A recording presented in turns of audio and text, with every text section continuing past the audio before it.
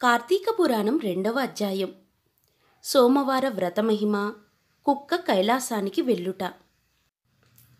వశిష్ఠుడు జనక మహారాజుతో ఇలా అంటున్నాడు. జనక, ఇంతవరకు నీకు కార్తీక మాసంలో చేయాల్సిన కార్యక్రమాలను మాత్రమే చెప్పాను. అయితే కార్తీక మాసంలో సోమవారాలకు ప్రత్యేకత ఉంది. ఆ రోజున ప్రత్యేకంగా సోమవార వ్రతం నిర్వహిస్తారు.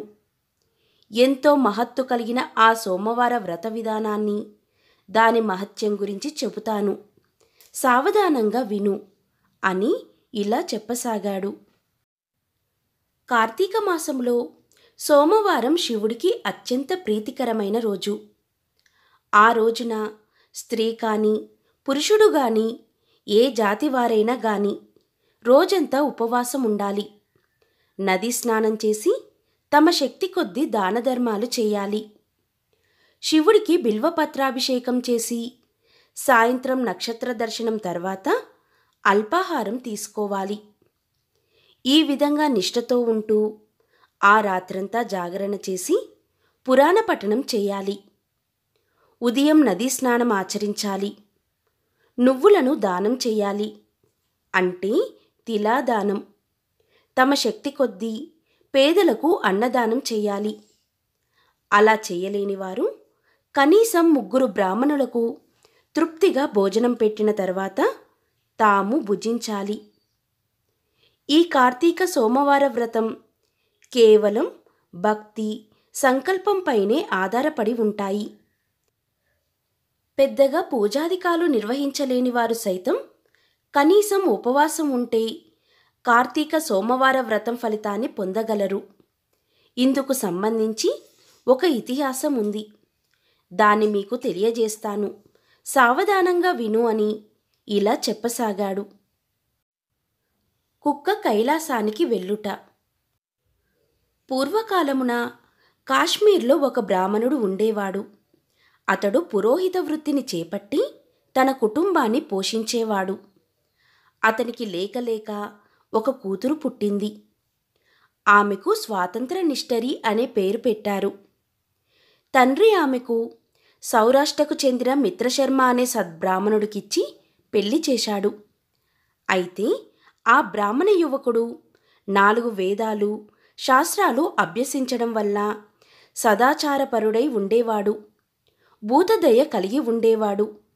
నిత్య సత్యవాది. నిరంతరం భగవన్నామస్మరణ చేసేవాడు. ఈ కారణాలతో ప్రజలంతా అతన్ని అపరబ్రహ్మ అని పిలిచేవారు. స్వాతంత్ర అందుకు భిన్నంగా ఉండేది. యవ్వన గర్వంతో కన్నుమిన్నుగానక పెద్దలను దూషించేది.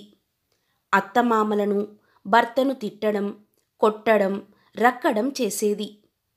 పురుష సాంగత్యంతో వ్యభిచారిణి అయి తన ప్రియులు తెచ్చిన తినుబండారాలు, బట్టలు, పువ్వులు ధరించి దుష్టురాలై తిరగసాగింది.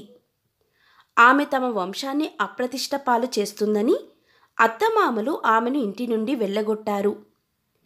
అయితే శాంతస్వరూపుడైన ఆమె భర్త మాత్రం ఆమెను ఏవగించుకోకుండా ఆమెతో కలిసే ఉండేవాడు. చుట్టుపక్కల వారంతా ఆమెను గయ్యాలి అని ఏవగించుకుంటూ కర్కశ అని పేరు పెట్టి ఎగతాళి చేసేవారు. ఇలా కొంతకాలం తర్వాత ఆమె ఒకనాటి రాత్రి తన భర్త గాఢ నిద్రలో ఉండగా ఒక బండరాయితో అతని తలపై కొట్టి చంపింది. ఆ మృతదేహాన్ని అతి రహస్యంగా దొడ్డిదారిన ఊరి చివరకు తీసుకెళ్ళింది. అక్కడున్న బావిలో మృతదేహాన్ని పడేసి పైన చెత్త చెదారంతో నింపింది. తనకేమీ తెలియదన్నట్లుగా ఇంటికి తిరిగి వచ్చింది. తనకిక ఎదురు లేదని, అడ్డు అదుపు ఉండదనే అహంకారం పెరిగి ఇష్టారాజ్యంగా తిరగసాగింది. తన సౌందర్యాన్ని చూపి ఎందరినో క్రీగంటనే వశపరుచుకుంది. వారి వ్రతాలను పాడుచేసి నానా జాతి పురుషులతో సంభోగిస్తూ వర్ణశంకరురాలయింది.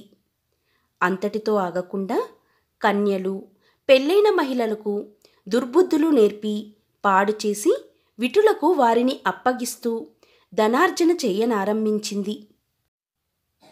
ఆ తర్వాత ఆమె యవ్వనం క్రమంగా నశించడం ఆరంభమైంది. వయసు పైపడసాగింది. చేసిన పాపాలకు గుర్తుగా శరీరంపై పుండ్లు ఏర్పడ్డాయి. వాటి నుంచి చీము రక్తం కారుతూ క్రమంగా కుష్ఠువ్యాధి బారిన పడింది. రోజురోజుకు ఆమె శరీర పటుత్వం కృషించి కురూపిగా మారింది. యవ్వనంలో ఆమె కోసం వంతుల వారీగా ఎగబడే విటుల్లో ఏ ఒక్కరూ కూడా ఇప్పుడు ఆమె వైపు కన్నెత్తి కూడా చూడడం లేదు. అలా కొంతకాలం ఆమె ప్రత్యక్ష నరకాన్ని చవిచూసి పురుగులు పడి చనిపోయింది. బతికినన్ని రోజులు ఒక్క పురాణ శ్రవణమైనా చెయ్యని పాపి కావడంతో భయంకరంగా కనిపించే యమకింకరులు ఆమెను యముని ముందు హాజరుపరిచారు. చిత్రగుప్తుడు ఆమె పాపపుణ్యాలను ఏకరువు పెట్టారు.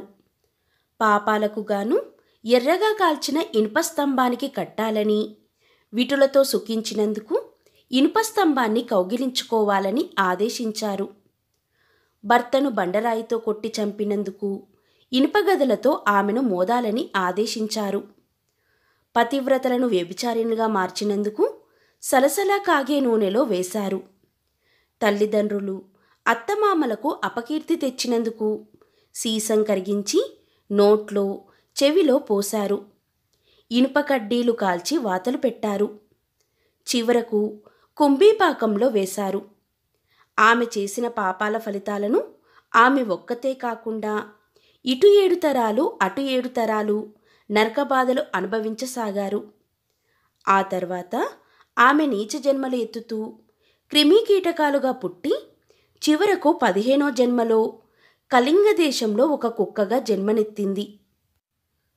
కుక్క జన్మలో ఆమె ఆకలికి తట్టుకోలేక ఇంటింటికి తిరిగింది. కర్రతో కొట్టేవారు ఆమెను కొడుతుంటే తిట్టేవాడు తిడుతున్నారు. పిల్లలు తరుముతున్నారు. అయితే ఒక బ్రాహ్మణుడు కార్తీక సోమవార వ్రతం ఆచరించి ఉపవాసం ఉండి సాయంత్రం నక్షత్ర దర్శనం చేసి ఉపవాస విరమణ నిమిత్తం సిద్ధం చేసుకున్న అల్పాహారాన్ని అరుగుపై పెట్టి కాళ్ళు చేతులు కడుక్కునేందుకు వెళ్ళాడు. అయితే ఆ కుక్క గబగబా వెళ్ళి ఆ ఆహారాన్ని భుజించింది. వ్రతనిష్ట గరిష్ఠుడైన ఆ బ్రాహ్మణుడి పూజా విధానముతో జరిపించిన బలియన్నం కావడం, కార్తీక సోమవారం నాడు కుక్క ఆకలితో రోజంతా ఉపవాసం ఉండడం, శివపూజ పవిత్ర స్థానంలో ఆరగించడం వల్ల ఆ కుక్కకు పూర్వజన్మ విజ్ఞానం ఉద్భవించింది. వెంటనే ఆ కుక్క, విప్రోత్తమా, నన్ను కాపాడుము అని మొరపెట్టుకుంది. ఆ మాటలు బ్రాహ్మణునికి ఆశ్చర్యాన్ని కలిగించింది. మనుష్యులెవరూ కనిపించకపోయేసరికి అంతా భ్రమ అనుకున్న ఆ విప్రుడికి మళ్ళీ మాటలు వినిపించాయి. రక్షించు రక్షించు అనే కేకలు వినిపించాయి. ఆ మాటలు కుక్క నుంచి వస్తున్నాయని గ్రహించిన బ్రాహ్మణుడు, ఎవరు నీవు, నీ వృత్తాంతమేమిటి అని ప్రశ్నించాడు. అంతటా ఆ కుక్క తన వృత్తాంతాన్ని వివరించింది. 15 జన్మల క్రింద సద్బ్రాహ్మణుడి భార్య అయిన తాను వ్యభిచారం చేసిన తీరు, భర్తను చంపడం, వృద్ధాప్యంలో కుష్ఠవ్యాధితో దినదినగండంగా బతికి చనిపోయిన తీరును, నరకంలో అనుభవించిన శిక్షలను గురించి పూర్తిగా వివరించింది. ఈరోజు మీరు కార్తీక సోమవార వ్రతం చేసి ఇక్కడ పెట్టిన బలి అన్నం తినడం వల్ల నాకు జ్ఞానోదయం కలిగింది.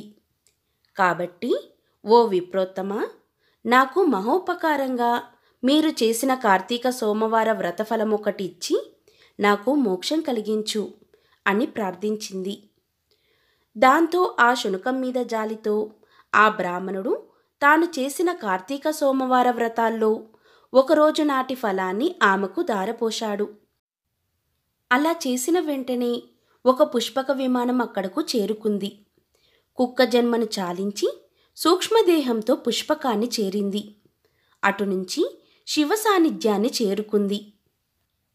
ఇతి శ్రీ స్కాందపురాణేతర్గత వశిష్ఠ ప్రోక్త కార్తీక మహత్యే 2వ అధ్యాయం సమాప్తం.